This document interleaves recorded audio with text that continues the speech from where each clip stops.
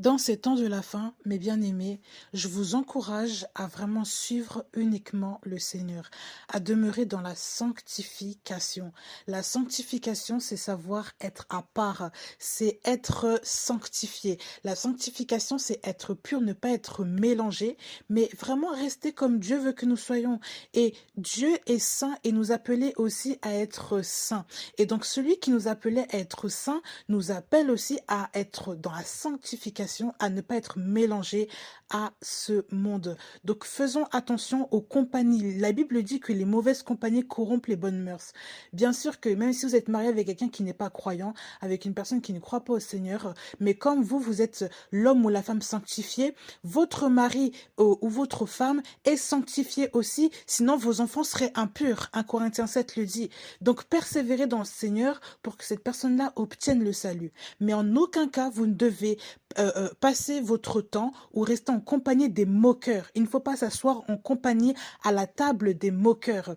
Il faut leur enseigner, il faut les évangéliser, les reprendre si vous êtes conduit à reprendre, les enseigner si vous êtes conduit à enseigner, mais demeurer avec eux, pactiser, marcher dans une même direction, ça, ce n'est pas de Dieu. Et Dieu ne veut pas la compromission dans notre corps, il ne veut pas la compromission dans notre être.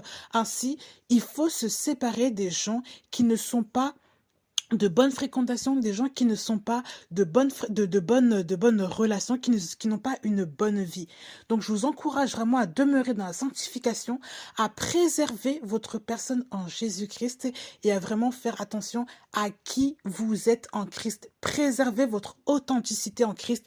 Restez purs, purs comme des colombes, la Bible dit. Soyez purs comme des colombes et prudents comme des serpents, parce qu'en fait, vous êtes comme des brebis parmi les loups. Donc, il faut se tenir à l'écart des mauvaises personnes, des personnes qui vous encombrent mal, des personnes qui veulent vous tirer en arrière, qui veulent vous ramener dans le monde. Et il faut garder sa sanctification en Christ. Que Dieu vous bénisse abondamment. Demeurez dans la sanctification, demeurez dans la prière.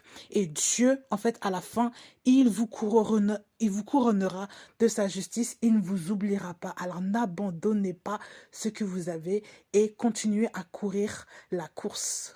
Soyez bénis au nom de Jésus.